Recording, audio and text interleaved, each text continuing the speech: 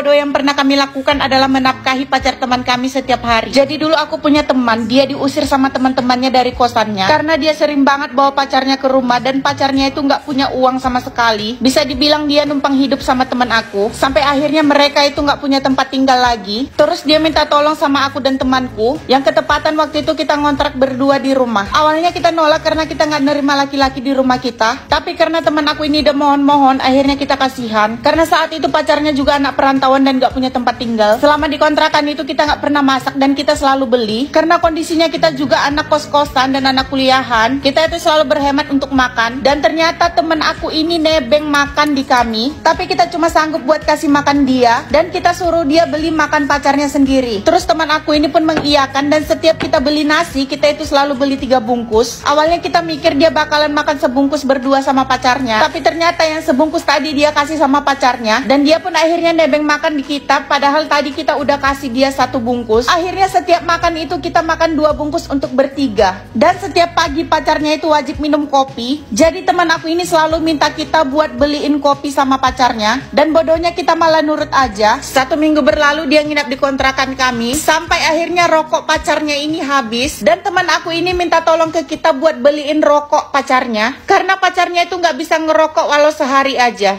Akhirnya aku dan temanku yang satunya patungan buat beli rokok. Begitu seterusnya sampai rokoknya habis lagi dan kita beli lagi. Sampai suatu waktu kita muak dan kita ngomong ke teman kita ini buat bawa pacarnya pergi, karena kita udah gak sanggup lagi buat nafkahin pacarnya. Kita juga gak sanggup lagi setiap makan 2 bungkus untuk bertiga. Tapi dia tetap memohon dan menangis ke kita supaya nggak diusir. Sampai suatu waktu kita pergi kuliah. Pas pulang kuliah kita terkejut karena TV di kontrakan kita udah hilang. Tapi temanku dan pacarnya bilang kalau TV-nya hilang saat mereka lagi keluar rumah. Dan semenjak hilangnya TV itu, pacarnya langsung beli rokok yang banyak banget. Kita pun udah mulai curiga dan kita ngomong lagi ke teman kita buat suruh pacarnya pergi. Tapi dia meminta tolong lagi ke kita untuk menunggu sampai pacarnya punya uang untuk beli tiket. Karena rumahnya jauh banget, harus naik pesawat. Akhirnya kita bersabar dan sambil menjaga-jaga barang-barang kita yang lainnya. Kamar selalu kita kunci dan barang-barang berharga udah dipindahin semua ke kamar. Sampai suatu waktu nggak sengaja aku ngeliat postingan di FB. Pacarnya itu pernah posting TV kita. Dia jual TV-nya di Facebook. Dan karena udah ada bukti yang kuat, akhirnya kita langsung ngomong ke pacarnya. Tapi dia nggak ngaku dan bilang kalau itu bukan Facebooknya, padahal jelas-jelas itu nama dan fotonya. Akhirnya kena geram aku dan temanku patungan lagi buat beliin tiketnya supaya dia cepat-cepat pergi. Dan setelah itu barulah pacarnya pergi, karena kesabaran kita udah habis.